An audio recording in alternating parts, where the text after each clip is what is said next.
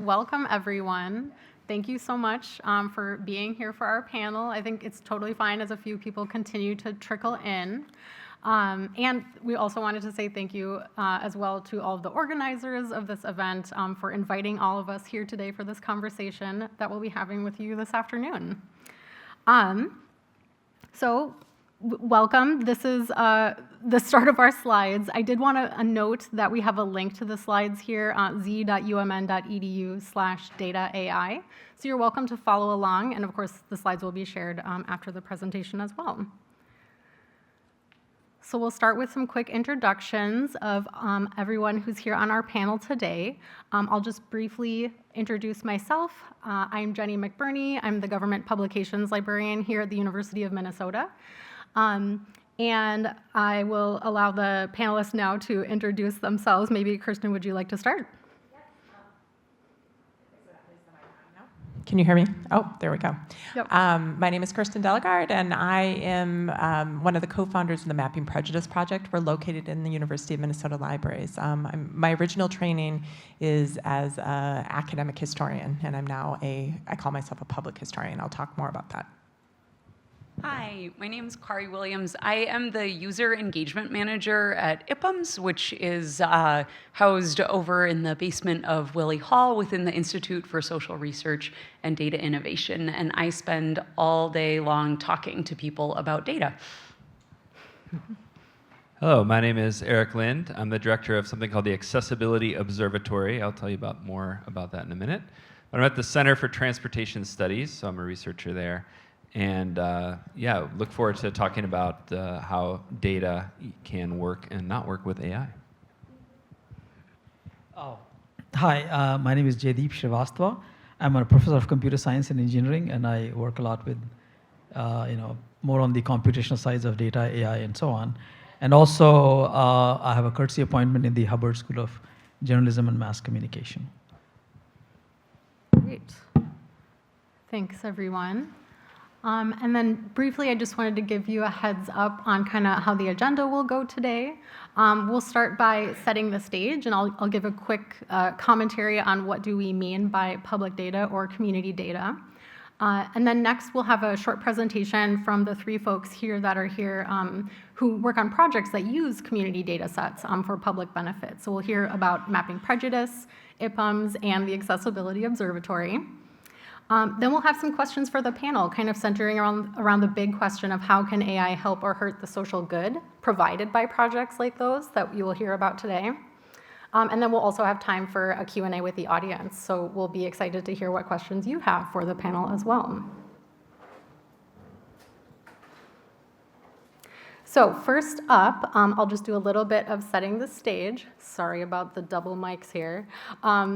Kind of thinking about the question, what do we mean by community data?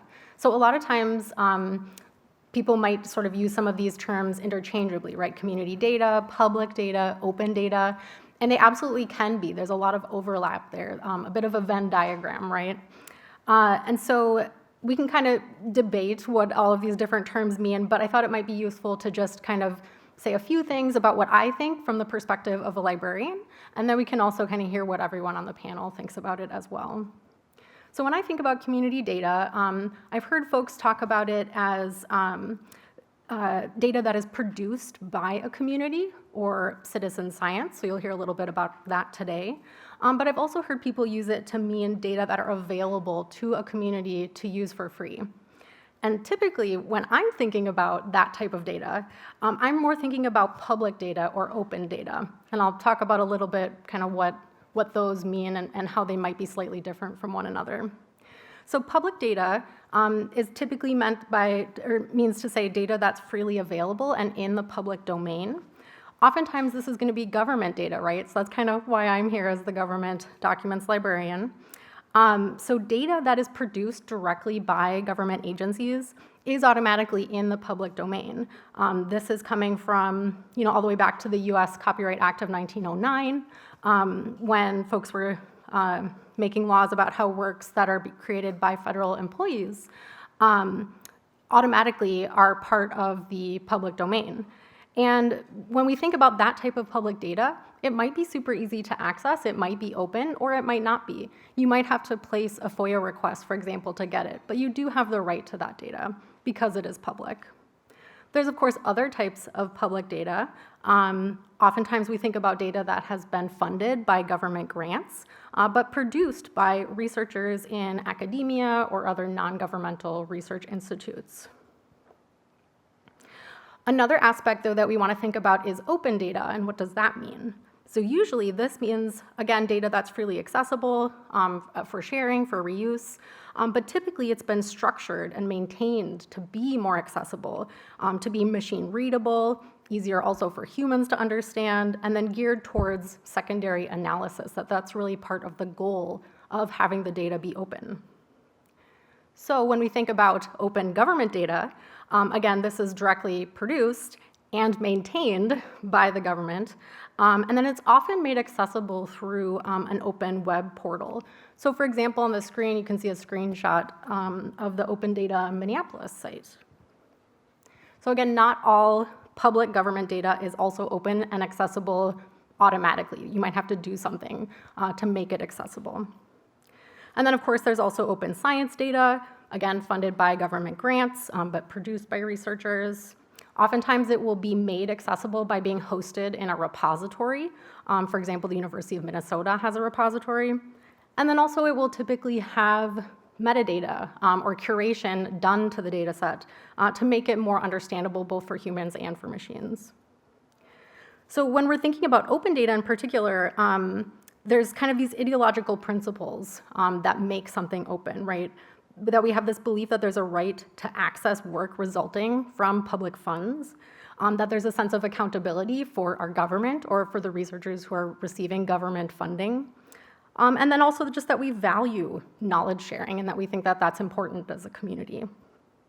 And so all these principles really inform my work when I'm thinking about government data and information, and the idea that public data and information really needs to stay public, and then what can we do to preserve it. So, as we're talking about community data and public data today, we can kind of keep in mind some of these questions of what does public data mean to you in your context, who creates it, who uses it, who pays for it, and then when we bring in AI to the conversation, kind of thinking about community data and open data as a resource, and how can it or how should it be used to train AI, right? Because we're already seeing AI being trained on either proprietary data sets or open data sets, and what kind of impact does that have? So with all of that in mind, let's go ahead and turn it over to the short presentations. Let's hear from Kirsten first. Thank you so much, and thanks to all of you for being here with us. So, as I already said, my name is Kirsten Dallegard, and I'm one of the co-founders of Mapping Prejudice, which is here in the University of Minnesota Libraries. So, my work with Mapping Prejudice started in 2016 when I came together with a small group of volunteers to start Mapping Prejudice, which we mobilize community members to identify and map racial covenants. Whoops, I'm already giving away my, whoops. So racial covenants are, they're clauses that were inserted into property deeds that prevented people who are not white from buying or even occupying certain parcels of land. And since we began this work in 2016, over the last, or we usually count our birth in 2017, our work has really transformed the national conversation around racial covenants, which is a really important sort of policy, important question for those people who study the urban environment in the United States. But I have to say that was not our initial goal. Instead, we were focused, when we began, we were focused on using history to get people to think in new ways about this statistic here that I put up. So what this is the racial homeownership gap in the Twin Cities. The Twin Cities is one of the most prosperous metropolitan areas in the United States. But according to this data from the Minneapolis Fed from 2022, the Twin Cities also has the highest racial homeownership gap in the country. So as you can see here, that means that 75% of white families own their own homes in the Twin Cities, while only 33% of black families can make that same claim. So I grew up in Minneapolis, and this statistic really illuminates in a really dramatic way some really hard truths about my hometown. Minnesota, of course, has some of the highest racial disparities in the country, and those disparities have only grown even as the overall economic prosperity of the state has grown. And this divergence has a name. It was given a name by a professor who is here at the Humphrey School. His name is Sam Myers. He calls it the Minnesota paradox. And so again, this is not a new concept in any way. Over the last 25 years, this paradox has been documented by every organization you can think of in the state of Minnesota. And there's been policy briefs and news conferences and summits and data dashboards. And all of these communications made the facts clear. But I would say they did little to actually change public perceptions about the state before 2020. In the face of all these statistics, many people clung to their belief that Minnesota was truly exceptional and really open. And I would say that these statistical disparities, and these statistical disparities are clear in every aspect of life in the Twin Cities, but my group decided to focus particularly on housing. Because housing is so foundational for every aspect of well-being. So of course, racial discrimination in housing is now illegal. But again, the hard truth is that for most of the 20th century, access to housing was deliberately restricted by race in the United States. And the things that my team studies, racial covenants, were a really important way to do this. So I'm going to show you a racial covenant, and I just want to give a warning that this language is disturbing, so please do whatever you need to do to take care of yourself. I put up here the earliest racial covenant that we found in Minnesota, and it's from a property in South Minneapolis. It was put into place in 1910, and this document that I put up here documents the sale of this house to a new American, a Swedish immigrant named Nels Anderson. He was a baker. And the house that he bought that has this racial restriction on it wasn't fancy, but of course it had this racial restriction that I've highlighted here that stipulated that the premises shall not at any time be conveyed, mortgaged, or leased to any person or persons of Chinese, Japanese, Moorish, Turkish, Negro, Mongolian, or African blood or descent. So this document that I put up here, this is just one page, one of millions of pages of property records that are held by Hennepin County. So racial covenants are buried in these millions and millions of pages of documents. And in the analog age, it was impossible to do a full accounting of these racial restrictions, to glean this, the information.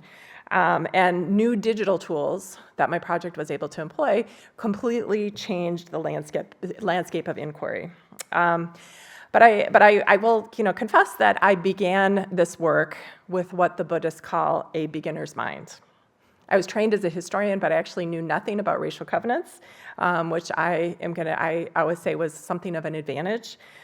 Because I didn't know that researchers, when we began this work, I didn't know that researchers had been stymied for more than 80 years by some really basic questions about these profoundly racist documents.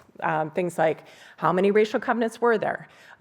When were they put into the property record? How much land did they cover? These very basic questions. And the questions that spooled out from that initial, from the work that spooled up from these initial questions would have been impossible except for the infrastructure that was provided here by the Borchardt Map Library and the libraries in general.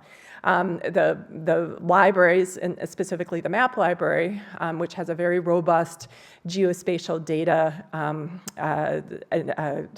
core to it, became our home base for a transdisciplinary team that included property records research, GIS, data curation, community engagement, digital cartography, and project management. So we really innovated to build a breakthrough technological and community methodology for finding these racial covenants.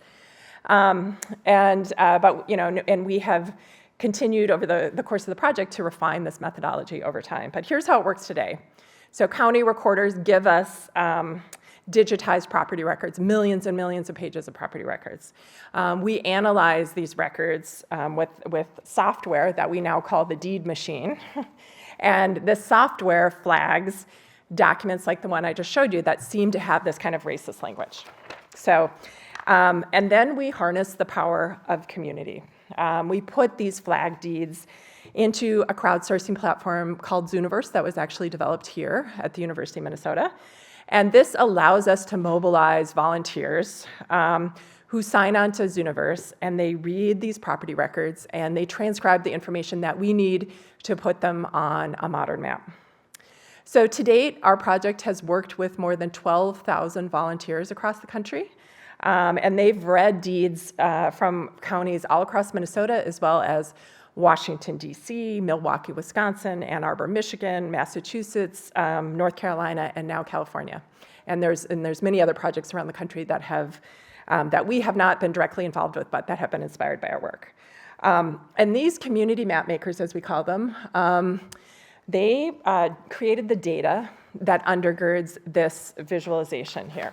So what you're seeing here, this is our time lapse that shows the spread of racial covenants across the Twin Cities during the first half of the 20th century. And you can see the years ticking by in the upper right-hand corner there, and you can see the blue that as it spreads across the residential neighborhoods of the Twin Cities. And that blue indicates where we've identified these racial covenants. And so far, just in the Twin Cities, we've identified well more than 30,000 of these racial covenants across the Twin Cities. So this was the first ever visualization and complete geospatial data set of these kind of racial covenants ever to be created for an American city. And our data, the way we created our data and the data set and this map brought people from all over the country to the University of Minnesota to work with Mapping Prejudice. And we have now generated partnerships with projects across the country that have generated the world's largest data set of racial covenants, more than 50,000 racial covenants. But the work is not done, it will continue well beyond my lifetime, I believe, because racial covenants are in every single community across the country. Communities across, we hear from new communities every day that want to know where these racial restrictions were put into place in their communities so that they can understand both like how it's affected development and how they can design reparative policies to ameliorate the damage that was done. So this is why we are continuing to develop the deed machine. We want to get the software to a point where humanities researchers who have pretty limited technical expertise could actually install it and deploy it in their communities. There's no way that we're ever going to have the capacity to map all 3,100 counties across the United States. And of course, now today, we have to figure out how our technical process will be transformed by AI in different ways. So as we think about this work going forward, this is one thing that we do know, that all of these future developments are going to be guided by one priority, and that's people, right? We want to enhance the experience of the people who contribute to the creation of this new knowledge. So we've seen the power of data, we've seen the power of maps, we've witnessed how research and data can fuel reparative justice, but data does not do its work in a vacuum. And what Mapping Prejudice has taught me is that the impact of data is determined by the way that it is generated. This work, I have learned so much over the course of this project, and it's demonstrated to me that research that seeks to power social change must be co-creative. So that's a public history term. It's a jargony way of saying that people outside of the traditional, outside of traditional research teams, outside of universities, need to be invested and involved in the creation of new knowledge. And this is especially true in areas of study that involve really deeply held beliefs, like race in America. So for Mapping Prejudice, this means that we have to be working with community members to figure out how to invite community members in to the generation of geospatial data and the creation of maps and historical narratives. So I've just given you the capsule of my learnings from the last 8 years of this work, but I will just say that we didn't know this when we started the work. We didn't understand this. In 2016 and 2017, we thought that time lapse that I showed you, that was going to do the work, that was going to be enough to help people comprehend the impact of these racist policies. We saw that this visualization did do a lot. It revealed how past policy decisions could continue to shape opportunities today.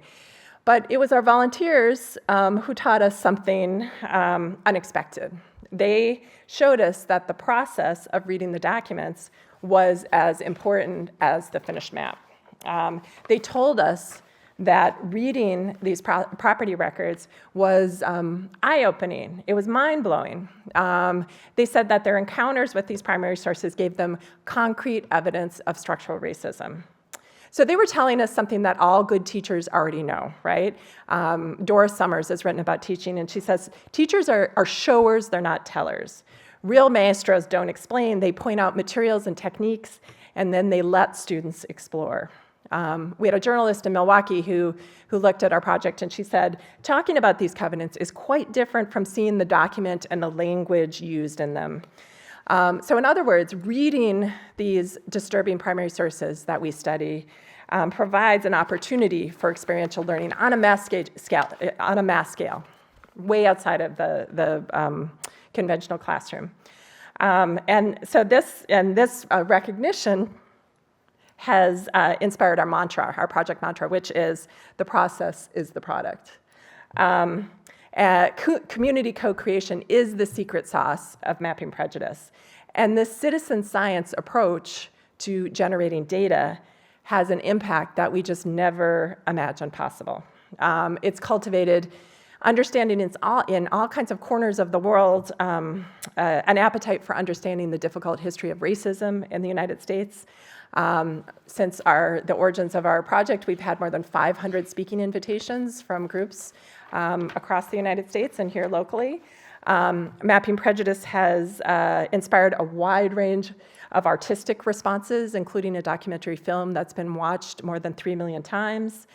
It's galvanized lawyers, policymakers, and real estate professionals to create a coalition to uproot the legacies of racist housing policies. Our data has anchored housing reform, zoning reform, in the Twin Cities. It has inspired the Minnesota legislature to pass a law that allows homeowners to do what's called discharge the racial covenants, which means renouncing the racist language in their property records. And that legislation has actually been copied in 21 states across the country after Minnesota. So this is all, none of this I imagined when we started. None of this was part of the plan when we started Mapping Prejudice. So I'm going to wrap up, I think, by returning to the why behind Mapping Prejudice, because I always think that's really important if we're talking about data, and especially community data. Like, why are we creating data, right? So Mapping Prejudice is a research project, but we're more than an academic intervention. We are motivated by a commitment to historical recovery. So this means that we are creating new knowledge about the past with the conviction, out of the conviction that this provides a stronger foundation for the future. And that by knowing this history, once we know it, it demands acknowledgement and it demands reparative policymaking. But that action is impossible without political will.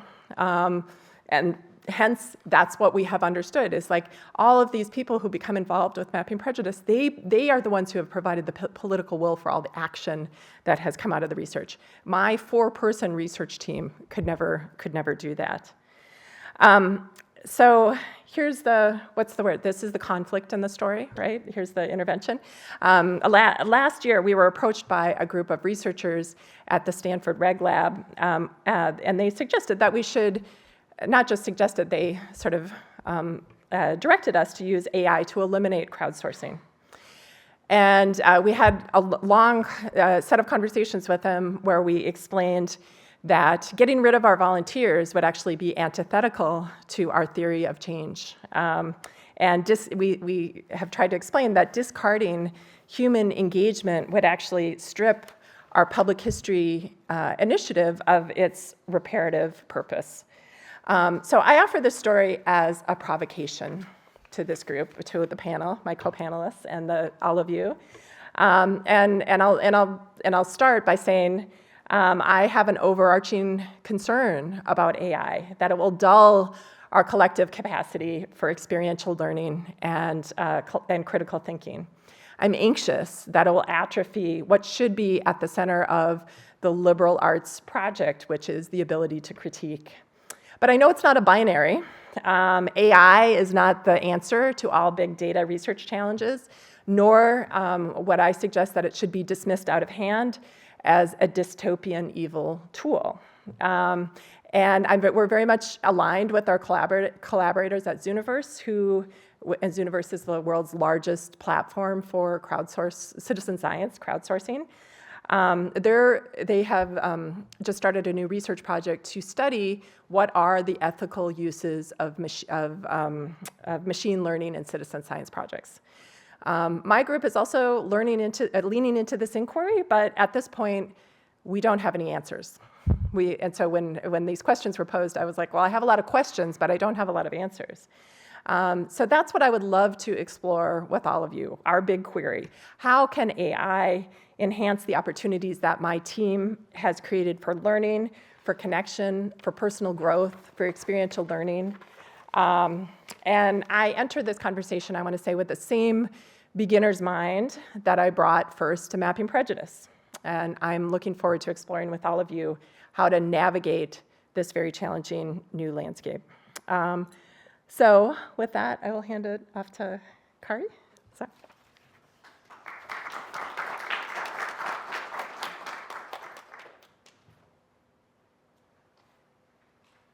Thank you all. I'm excited to be here today.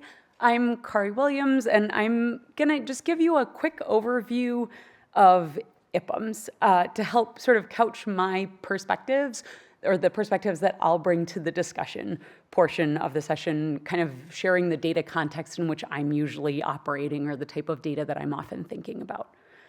So for those of you who don't know, IPUMS gets federal grant funding to repackage population data into research-ready formats. So I'll briefly talk about what I mean by that, and I'll dive into each of these points a little bit more. I'm happy to talk more later, but again, I think the goal is a big picture overview of what we do and sort of how we think about this. So IPUMS is the largest and most intensively used database covering the human population.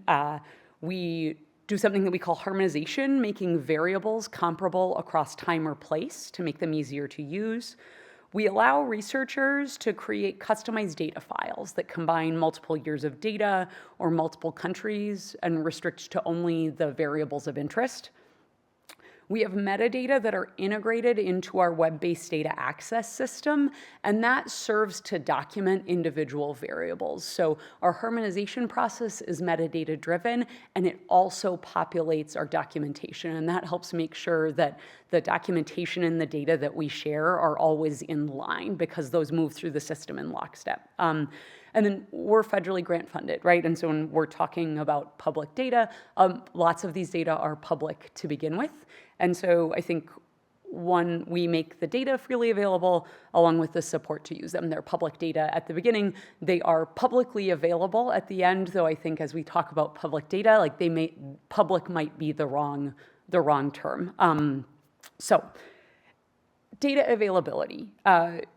We have 2.6 billion person records in our microdata files. So we're in a microdata file, each line in the data, each row is a person, and the columns correspond to variables like state of residence, race, sex, marital status, occupation.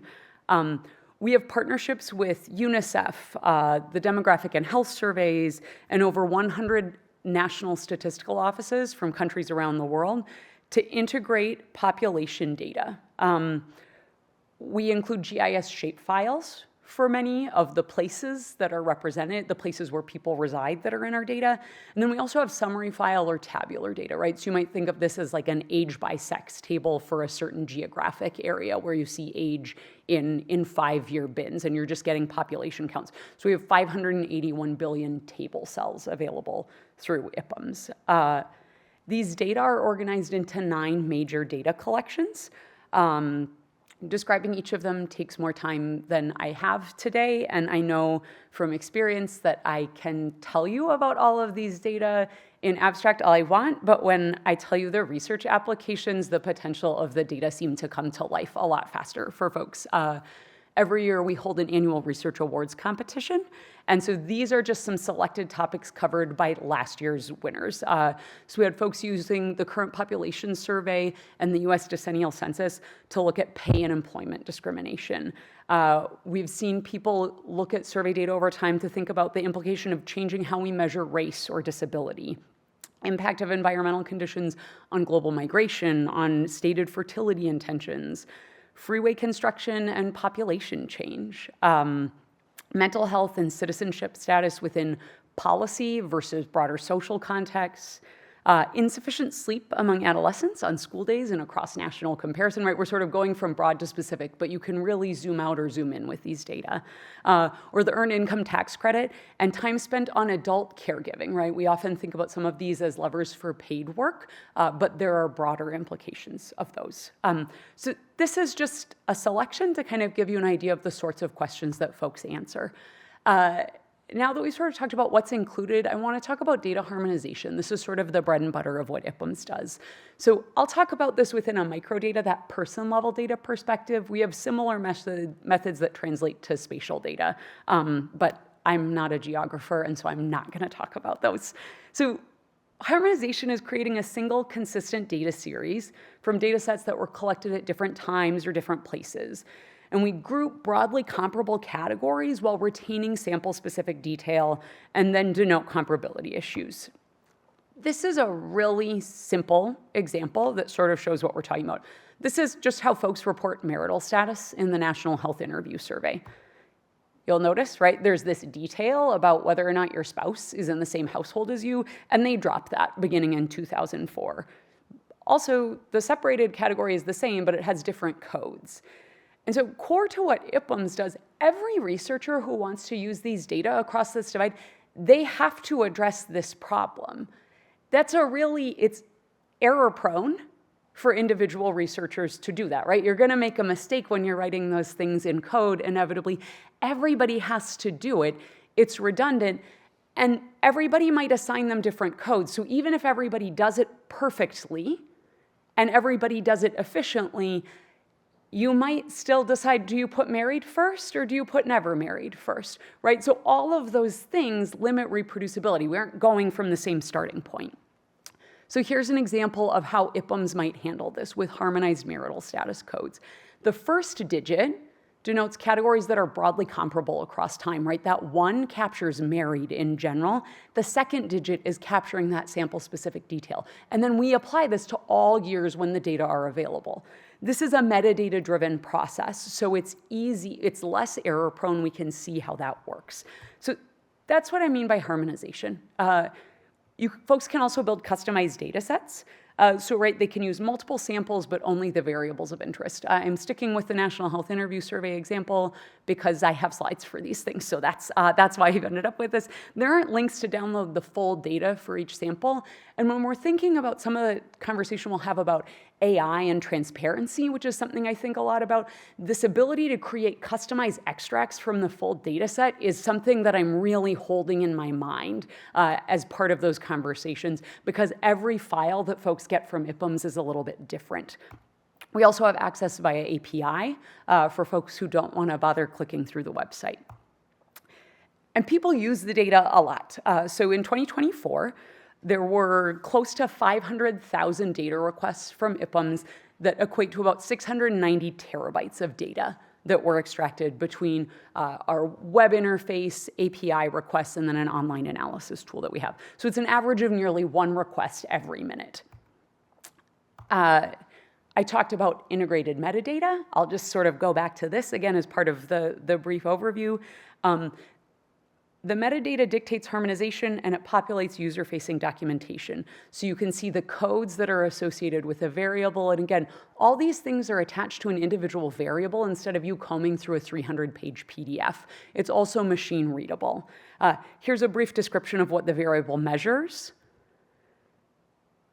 This is detailed notes about comparability issues across time or place. This is a subset of the information. This variable is available going back to 1972, so there's additional information.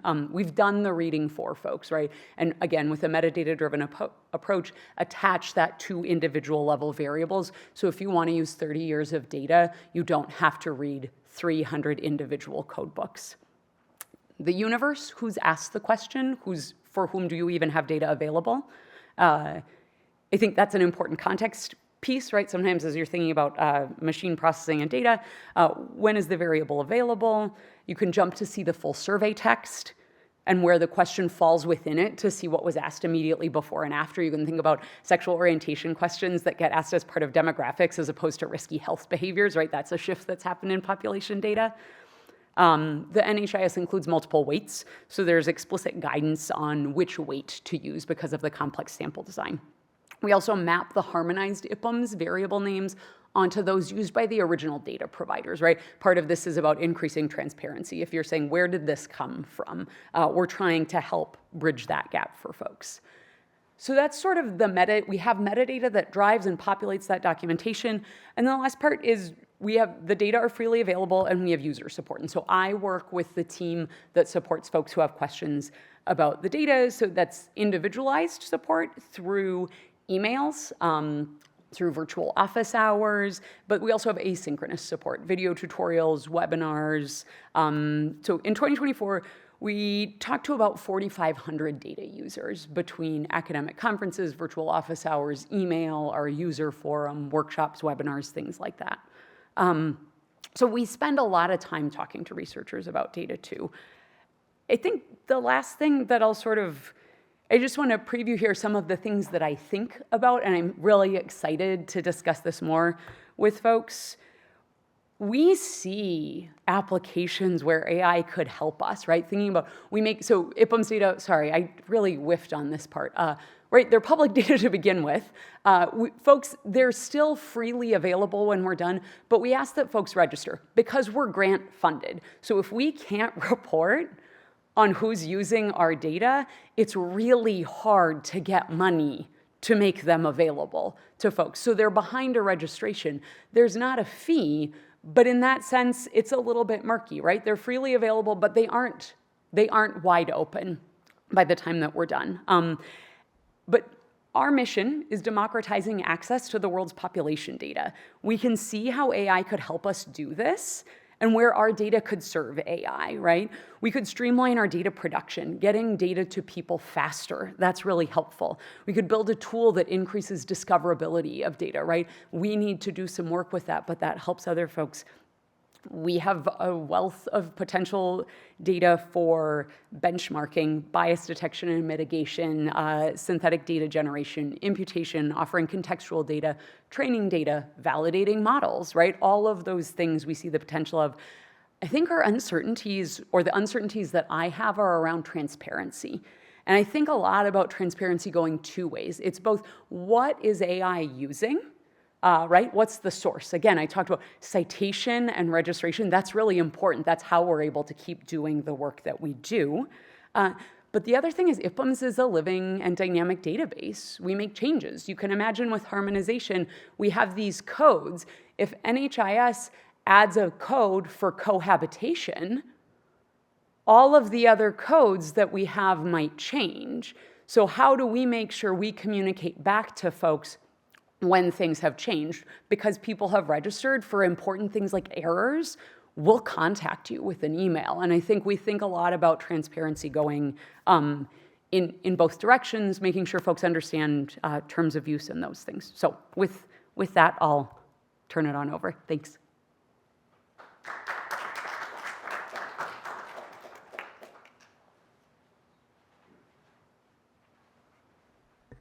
Oh, well, moving from housing and data on people, I'm going to add in transportation. So I come to you from the Accessibility Observatory, this sort of highfalutin name, but I want to explain what accessibility means to us in this context of transportation, because it can mean a lot of different things. So what we do is calculate and share and analyze data on accessibility. And accessibility measures how easy it is for people to reach the destinations that they desire or value. And so in this definition, I want to focus on the word ease and the word could. So the word ease means that we're measuring some kind of cost, the inverse of a cost, let's say. So how do you overcome barriers to reach destinations? And the second one is could, and this is important in the transportation context because I'd say not quite as ambitiously as the Mapping Prejudice project, but we also are trying to look at making change through the way that we measure things. And in transportation, the focus of measurement is usually on speed. It's usually on congestion, it's on vehicle flow. And what we want to do is measure people connections and how well people can actually reach their destination. So by using a could, that lets us look at possibilities rather than what people are doing today. So an accessibility map looks something like this. On the left, you see a map of driving. On the right, you see a map of walking and public transit. They're showing the same thing, which is for each starting place on that map, if you traveled for half an hour using that mode, how many jobs could you reach in the region? So on the left, you can basically see that anywhere where it's red to deep red, if you have a car and the ability to drive it, you could reach almost all the region's job opportunities pretty easily in 30 minutes, even at peak times. And this is sort of at 8 a.m. on a typical weekday. On the right-hand side, you can see on the same color scale that there aren't basically any places where you could do the same using walking plus transit. And in fact, the places where job accessibility is highest, in this case, near the downtown core of Minneapolis, is really on the order of 4 to 5% of the region's jobs reachable in the same amount of travel time. Okay, so this summarizes something about where people start. It means what could they reach given this mode and this travel time. It's really about choices, and the choices that we calculate are based on options that are available to people.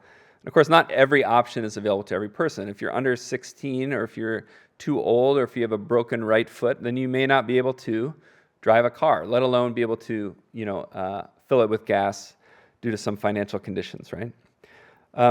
So we think about different pathways of getting from origins to destinations. So the 3 data sets I'm going to talk to you about are input data sets, and then I'll talk a little bit more about our output data sets. So inputs are origins on the left, the networks is how we represent transportation movement, and then destinations on the right. So in addition to these different modes, driving, biking, public transit, or walking and rolling, they come along with different costs or barriers that have to be overcome. So as I mentioned, there's a financial piece that is often overlooked in terms of people driving. It is not even universally available that people can afford a car. Thinking about biking, your network may be most constrained by your feeling of safety. You may be comfortable biking down, say, University Avenue on the East Bank campus, where people are driving 40 miles an hour on a 3-lane one-way road, or you may not be comfortable doing that. If you're not, that means your transportation options are more limited. When we talk about public transit, it's often people are paying in time. They're paying the cost of the time to wait for a vehicle to transfer at a station.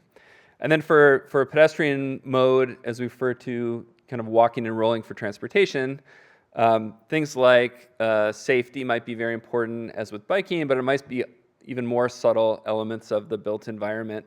Is there good lighting? Is there a welcoming storefront as opposed to a plain brick wall? So we try to capture all of these different things as we're routing trips. And what we're doing is taking as origins each census block in the United States. So essentially everywhere in the US we start. And then we use these modes to ask, well, what can you reach from that starting point? So, as an example, calling back to IPUM's work, we're trying to do this in a standardized way using these public data that we can then actually join with a lot of information about who lives in these places, right? So for the census geography, a block is essentially the space that's defined by roads, so it has a very strong transportation link. We start at the middle of these blocks, and then we plan trips. So we have software that routes trips, essentially like you would do on your mobile app device, your Google Map, your Apple Map, whatever it might be, from your origin, show me how I can get to destination X. And what we do is essentially gather all of the possible destinations, including all of the other census blocks that are reachable within 60 minutes travel time, let's say, and route a trip to each one. For driving, we do this using realistic observed speeds that we purchase from one of these big data providers. And I realize that my classification scheme up here is probably not exactly as how Jenny would want me to do it, but this is my version. So these are probably more public and open, I'd say, the bottom three. But we use transit schedules that are published by transit agencies across the country. We use OpenStreetMaps, which is another user-generated project, a global project actually, to document very local geography using people's close observations, and maybe some of you have mapped as part of that. For walking and biking, we use those as well. So those are our networks, and then we have lots of destinations. So the destinations themselves are places that we know or imagine people would or need to travel. There are a lot of economic data about jobs, but the jobs data we use comes from the US Census because it's nationally consistent and it's available everywhere, more or less. We also use a bunch of other nationally curated data sets, again, that are public data about the locations of childcare centers and museums and obviously schools. We look at healthcare services, more germane to the conversations during this week about people being able to reach primary care, being able to reach trauma centers in the event of an emergency. We look at food, we look at entertainment, and even freight destinations as well. So again, we're starting with every single place. If you think about your home residence and calculating your travel times, using these different modes to all these different types of destinations. Some of them, it's how long does it take to get to the nearest one? For things like grocery stores, we might calculate the travel time to 3 or 5 to kind of give an example of a basket that you might select from if the nearest grocery store is, a Quick Trip or Super America or whatever it might be. I guess Super America doesn't exist anymore. That shows you how old I am. Anyway, so our output data are maps like you see on the left. So we have that sort of job accessibility map at different travel times for the whole country. The asterisk on Mississippi is because they didn't submit their data to the census for this jobs product, so that's why they're missing. Everyone wants to ask about that. But we have everywhere else. But our other products here to think about in terms of the use in AI are the code base, because we do all of this in code and we keep our code in GitHub repositories that some of them are shared publicly and some of them are kept in the institutional one here at the University of Minnesota. But regardless, those programs are definitely available and are being used, I'm sure, for training other AI models to write efficient programming about this kind of thing. And then we are sharing our data in the Digital Conservancy, the university repository. We do our best to produce usable and helpful data sets that we think researchers and others would like to use. But of course, that's sort of necessarily incomplete, and I think there are a lot of ways that we could do a lot better in terms of sharing our data either more dynamically or more efficiently, and that might be another place where AI comes into play. I think my big questions about how our data interface with AI would be whether, like other domains that we've heard about, is there a replacement for the effort that we're putting in here by AI? Could AI be handed these input data sources and give us our output much more efficiently than the 4 to 5 people that we've got working on this project? That's one question. Another one is, what is the responsibility of AI or AI products using these input data to make conclusions about, let's say, where a medical facility should be sited?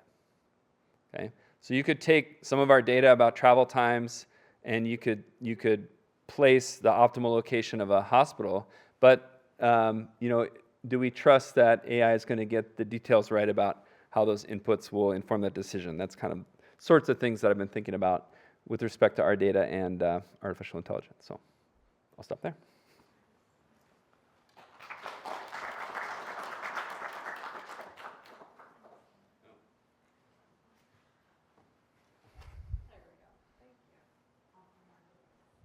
Okay. Well, thank you everyone for your overviews of your projects and kind of touching on the AI piece. So we've got a few questions. The first one is, how can AI help or hurt the social good provided by your project?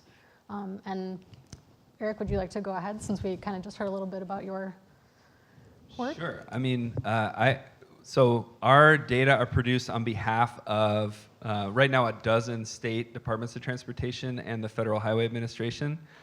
Again, one of the purposes of this project is to change the way that decisions are made about transportation investments. One of the interesting things we learned by looking at our data is that congestion, so auto congestion, vehicle delay, does not necessarily predict your access to destinations. So for instance, in our last report in the Twin Cities, we saw that the impact of congestion went up. So overall, since COVID, there's been sort of an increase in congestion impact across the cities. But accessibility went up too, because the regional economy grew and the placement of those jobs was oriented to where people could get to by their cars. So essentially, we've got this, this coincidence where most people could now reach more destinations, even though congestion got worse. But in traditional transportation engineering, there is only the congestion to solve.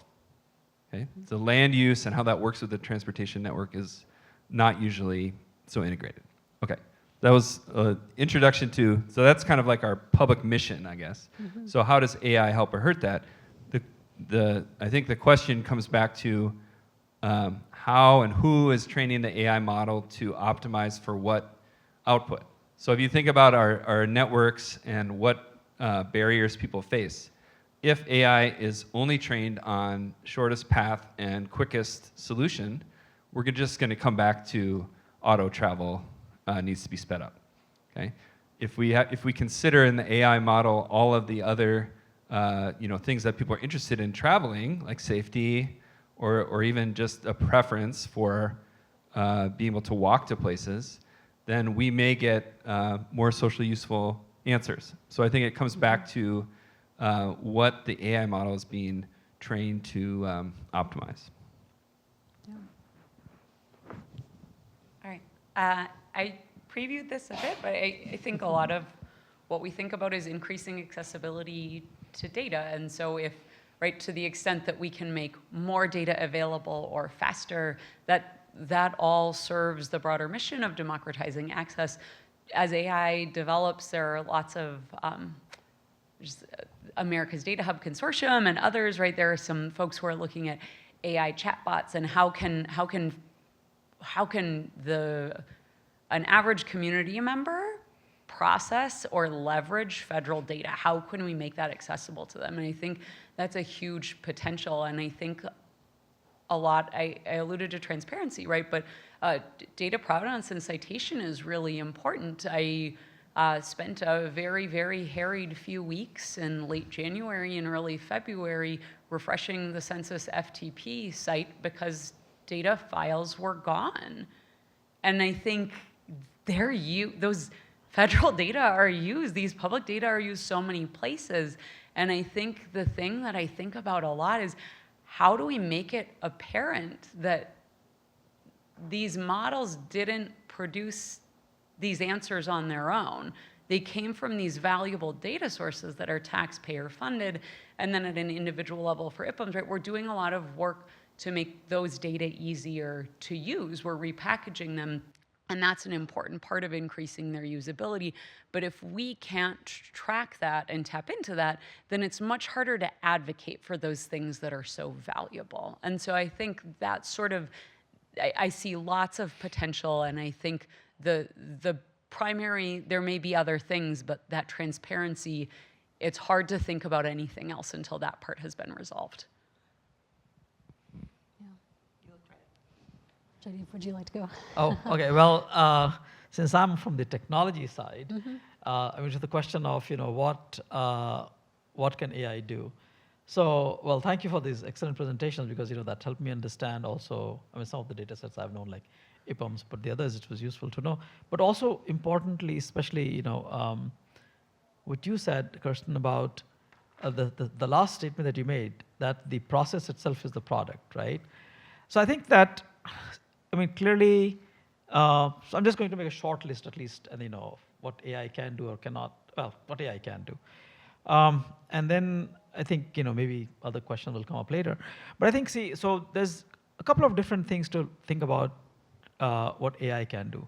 One is that it clearly is an efficiency tool, okay? And efficiency in ingesting data, analyzing data, whatever, or information, higher levels of information, to come up with some defined products that you have in mind, or maybe even more sophisticated reasoning to come up with products that you may not have defined but could potentially be useful. Okay, so it's a really, really powerful engine from that perspective. So any kind of efficiency, scaling, cost reduction, time reduction, AI can do things that in minutes or seconds, which people might, teams of people might take days and weeks to do, right? So that clearly is a benefit. Now, the other side is, especially with some of these newer but this is like a lot of classical AI can do it, not even the newer models. Some of the newer models that have come up, they have a great power of taking a lot of data of different kinds, what is often called multimodal data, could be image, video, to time series, to text. And from that, being able to come up with explanations that are potentially useful and easy for people. So in fact, Carrie, to the point that you were making, that you want to let a lot more people who may not be that familiar with the data, but they have a very important question. They don't know how to write a SQL query to get the data, but they want to be able to interact with it in, let's say in terms of voice, and ask it to do things, and it can give you an answer and make sense of it. So it is adding new capabilities and new power of that kind. So all of those are the case.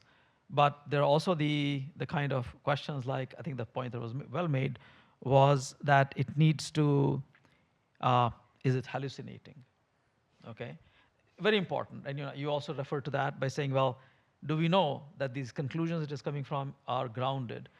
But yes, I mean, that's a concern not just with public use data or public data. There's a concern all around for the entire field. And there is work going on. For example, yesterday we heard about sort of medical things, right? So the question is that there's something called RAG, or retrieval augmented generation. So what you do is that when these newer AI models, they generate some answer, they have to be able to link it to some source, right?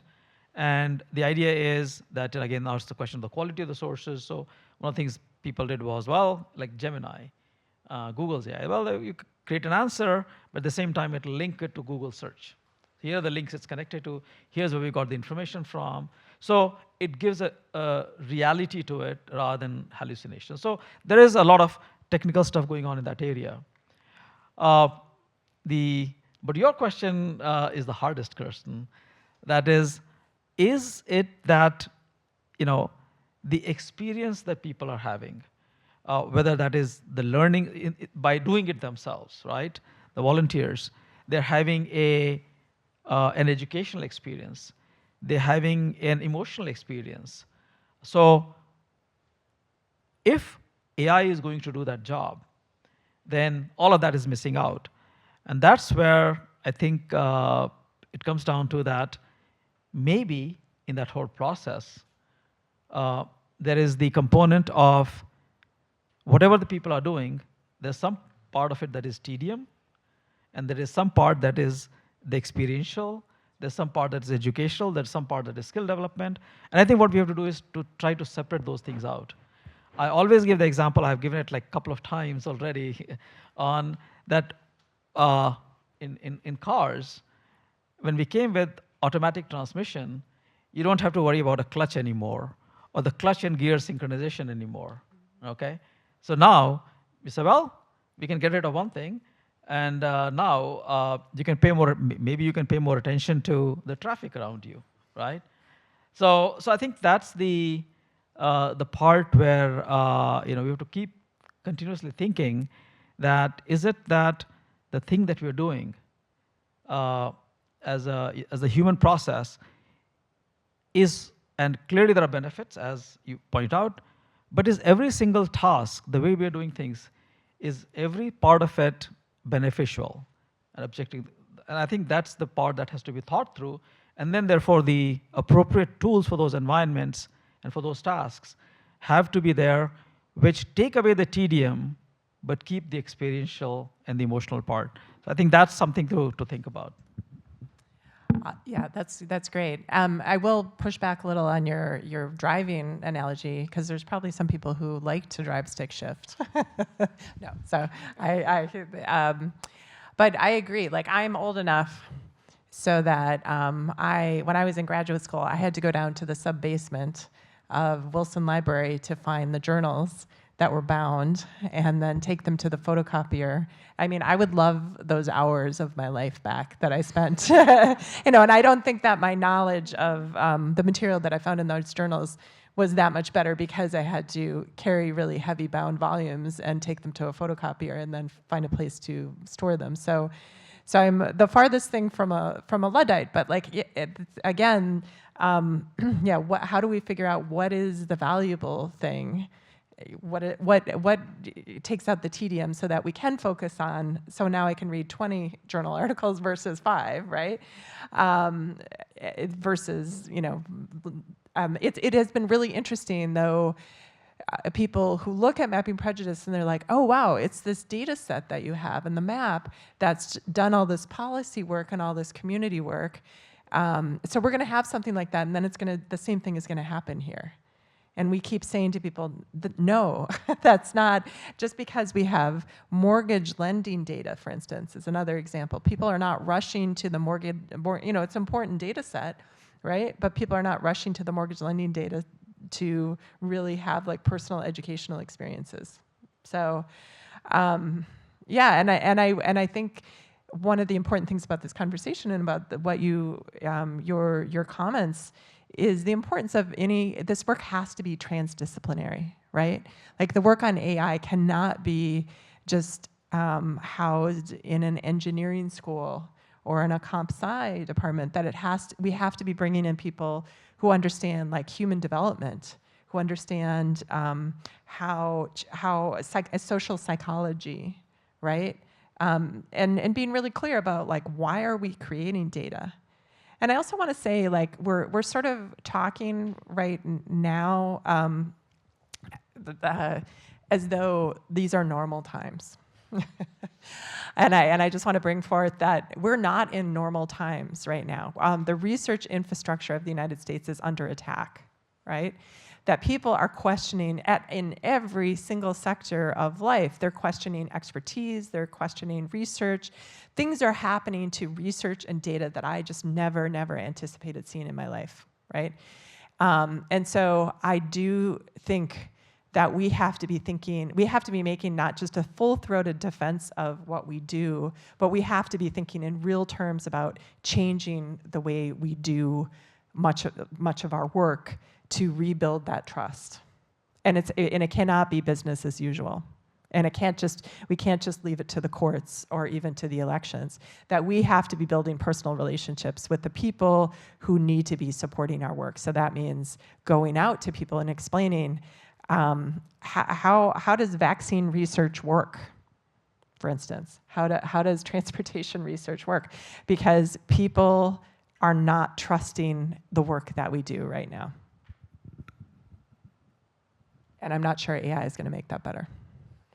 I would love to believe, but maybe it's a way to bring more people into the work. But I think that's this interesting idea, right? Because making data available, right? We make lots of data available, but processing microdata, we have an online tabulator. That's great. That helps lots of folks in the community use it, and we can provide training, but we still have to answer a lot of questions, even for data journalists, right where you might expect certain levels of knowledge, there are still things about the data that are hard to use. And I think part of rebuilding that trust is reproducibility and open access and making the data available. But without the resources or the training or the skills or the support to use them, that's hard too, because you also run this risk. I don't think you want to put the data behind a wall, and you don't, right? Again, transparency is key, but when they're out there, folks can use them incorrectly for inadvertent or malicious reasons. And I think it's a risk, but it's part of making them public. Yeah. So Kirsten, to add to this and Carrie, what you said also, I think that this whole issue of sort of regaining the public trust, right? And I think that, one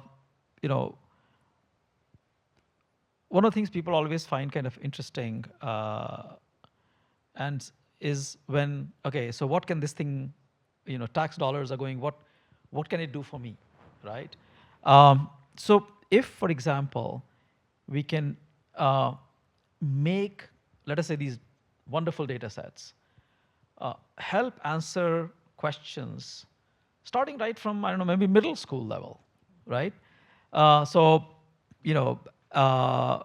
Helping them, so let us say whatever questions they are doing, right? The projects we always say is a little volcano making, but whatever else are the projects that are being done from middle school to high schools to wherever, right? Because that's where we have to gain the trust, which will then be there. So now the question is that, for instance, let's take IPUM's data set. It's going out to data journalists and researchers, but it's not going to high schools and middle schools yet. I don't know if it is. A little bit. But the question is, can AI help in that, right? Can AI help in terms of the capacity, the ability to do things, the explainability part of it, whatever, so it can be translated in those terms. We will never have the sort of the dollar resources and therefore human capital to be able to do that. We have not had, and in the future is less likely, if you will. But can AI, with its capability as a almost zero cost, incredibly powerful data or information processing engine, can it be helped to build those capabilities and therefore reach out to larger sections of the society and make them feel that all these efforts are useful? So I think that's maybe something to think about. I just want to grab onto what you just said, zero cost processing. And we have just been describing an incredible amount of effort and time and resources producing data that will make AI sing, right? So zero cost to take it from all of these beautiful data sets to some inference and make it easily available to people. And I think maybe just building on the challenge that Kristen raised is,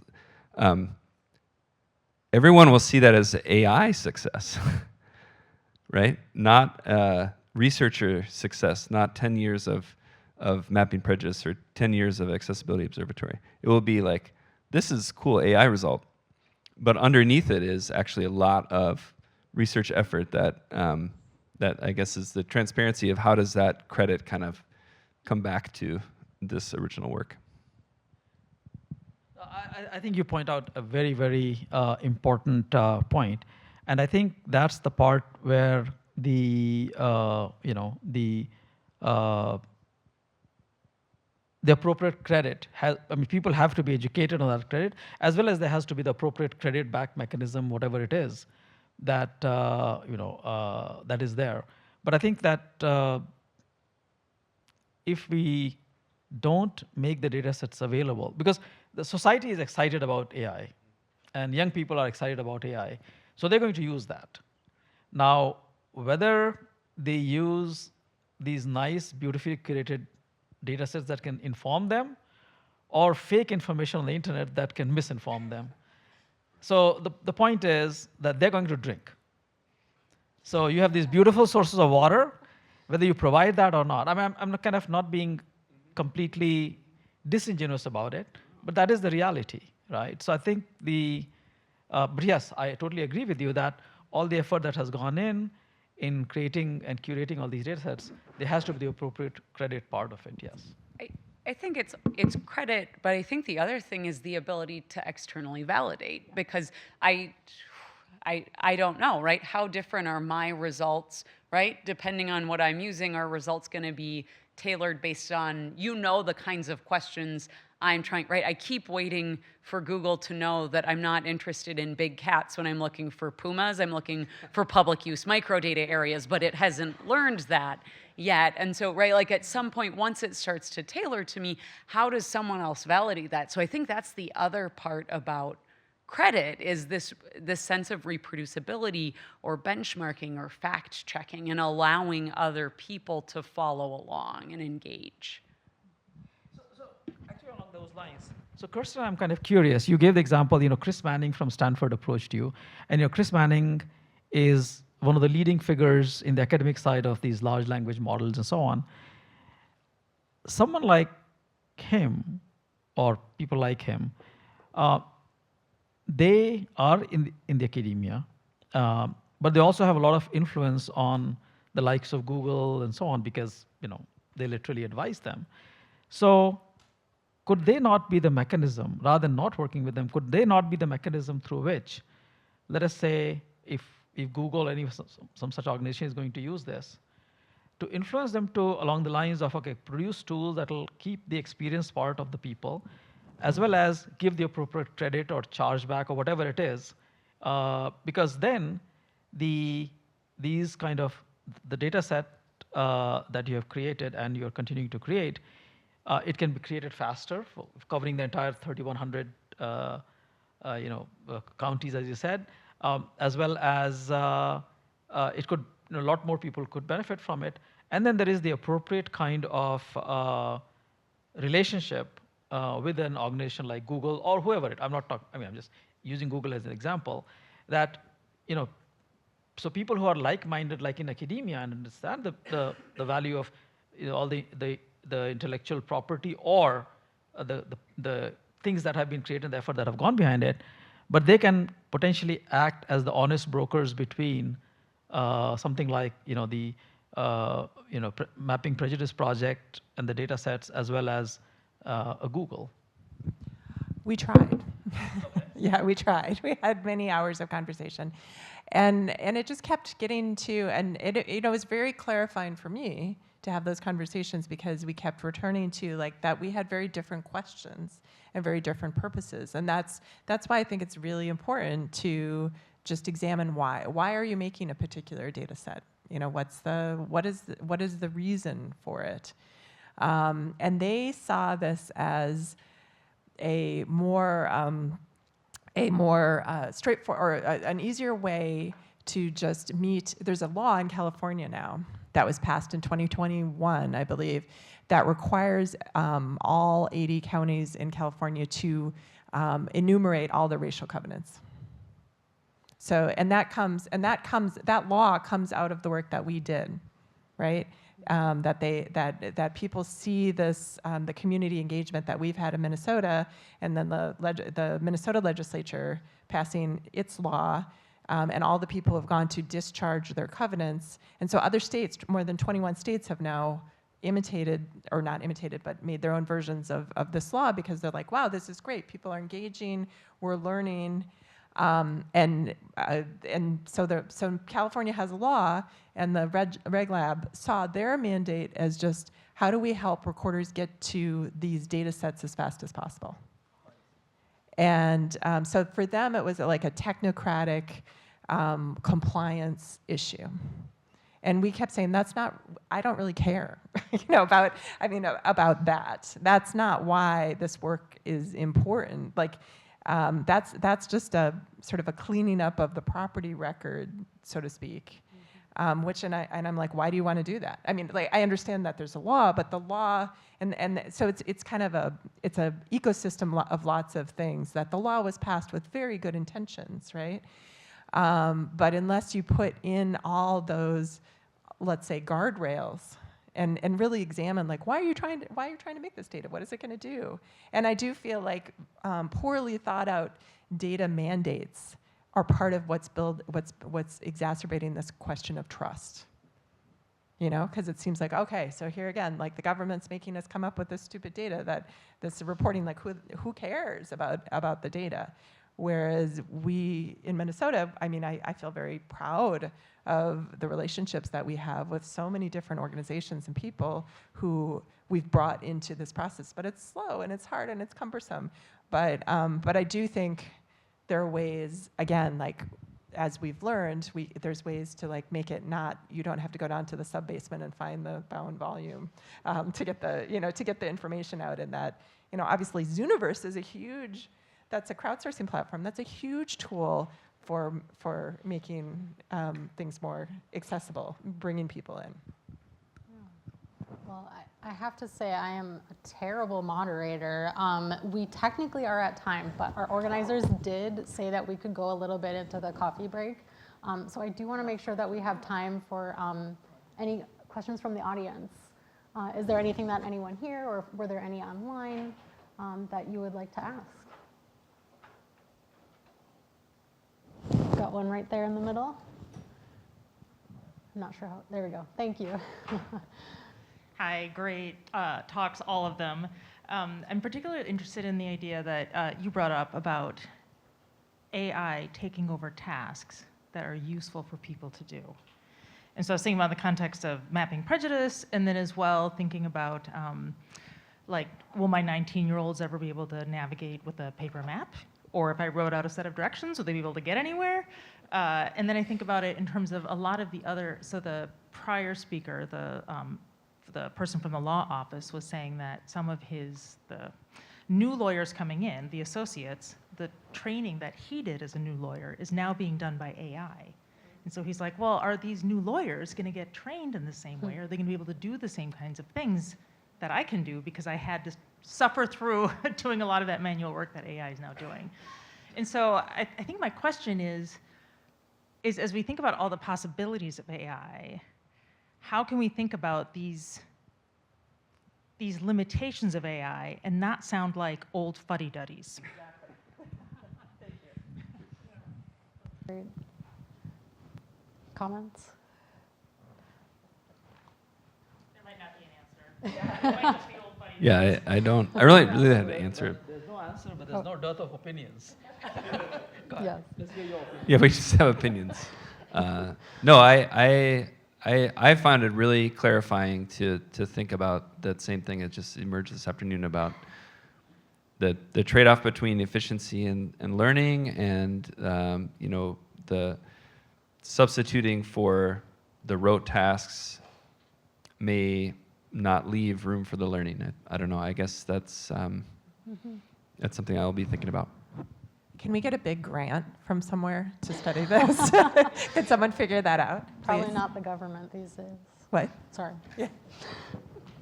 One comment to build on that.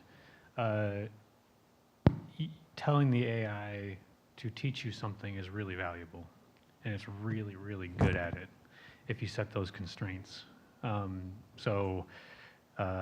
Putting your intern down with this document and making them suffer through 30 new law documents is one way to do it. Another way is to tell the AI to work with them and teach them how to work through 5 documents, and you get more value out of it that way. So it's not just the AI doing the work, but it's also the AI providing education that you don't have time to as the senior partner or something like that. Yeah, you're absolutely right. In fact, one of the early use cases almost 2 years ago when ChatGPT came out first, they showed examples of not just being able to solve algebraic math problems, for example, but to teach how to do it. Here are the step-by-step ways of. So if someone could use it as a tutor for something like, I don't know, maybe solving simultaneous equations or quadratic equations and things like that. So it was actually doing the full teaching part of it. And in fact, it even sort of kind of made a mistake and then it backed off and all those kind of things. So yes, it has that ability as well. So I think that exactly that rather than, I think you gave a perfect example that have a few training and then after that, now you have understood the learning part is done. Now the grunt part of it will be done by AI. Yeah. For my input would be, but then who's training the AI and with so much bias and hallucinations, I mean, how do we trust AI to teach them the right things? And you're also taking away the human connections you build between your intern or your new lawyers and your senior lawyers. I mean, well, on a different note, I would actually like to know or hear about like guardrails and governance. Like, are you thinking about those things? Think when you involve AI in your data collection or anything you're doing currently? Because the US doesn't have any right now, so.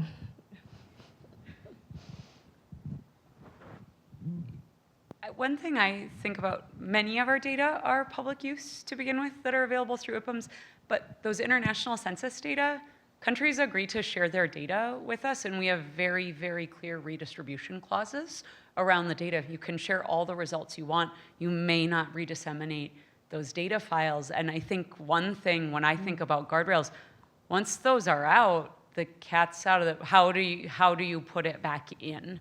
And I think when I think about guardrails, that's something that is top of mind, right? How I can make someone, I mean, within reason, I can make someone delete a data file that they aren't supposed to have or pull it down from a repository. But how do I get it back out of a model? So, you raised 2 extremely important points. You talked about bias and you talked about guardrails. So I'm actually going to start first with a remark that humans are biased. So an expectation that an AI system will be unbiased is kind of a bit of a pipe dream because it is in fact, most studies have shown that these AI models that learn are biased not because the algorithms are biased, it's because the data that they're reading and is itself biased, right? So let's just sort of start with that as the current this thing. I mean, it's not that human decision making is unbiased, okay? But having said that, just to set expectations in some sense. So but then let's go back to guardrails. So for example, there's a couple of different ways of achieving bias in an AI model. One is you don't feed it any biased data, well, which means you don't feed it any data, okay? So that's a non-starter. So then what do? So then you say, well, I'm going to put the guardrails based on certain use cases which are socially important. So if you look at ECOA, Equal Credit Opportunity Act, that's about lending, right? There's about housing. There's about healthcare, right? Americans with Disability Act, or anti-age discrimination. There are all these different kind of laws for important issues like whether it is housing, education, financial access, healthcare.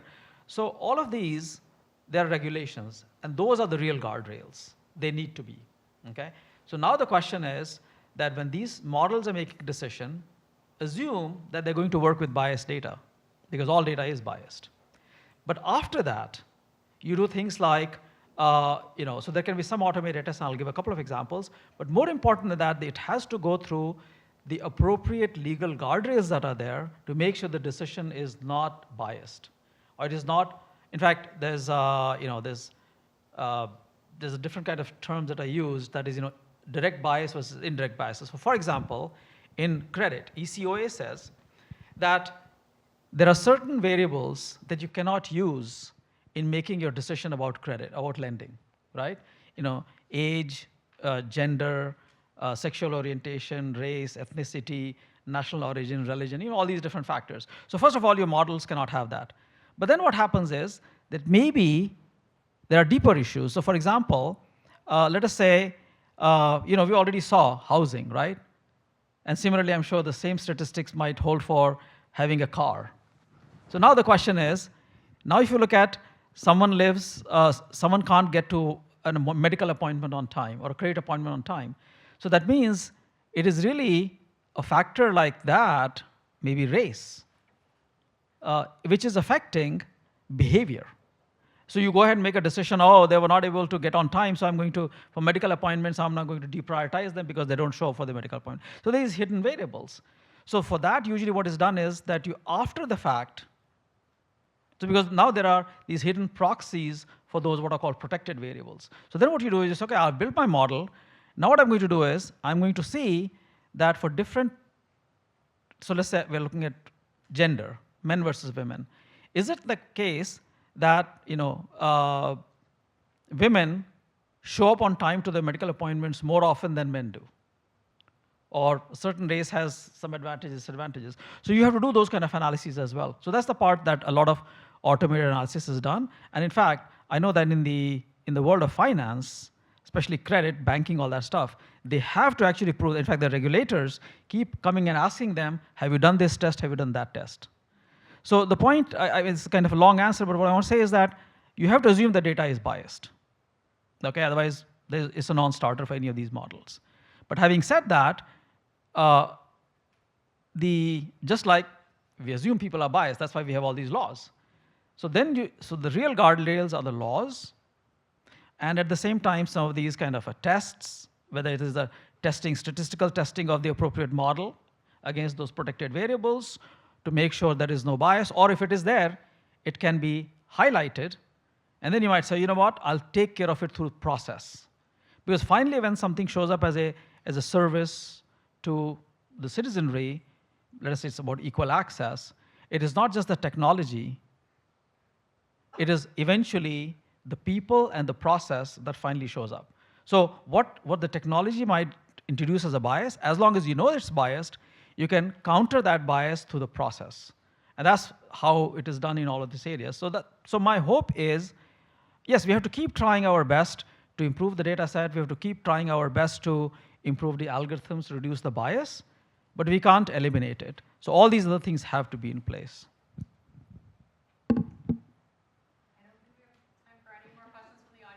I want to give the three of you any further thoughts about some of these questions that we've received now? Final thoughts for our group. I guess I'm just grateful to all of you for this conversation, and I think relationships are the key for everything. So it's been a huge pleasure to be here with all of you and to be part of this conversation. So thanks to all of you, and thanks to Jenny for pulling it all together. Thanks, everybody.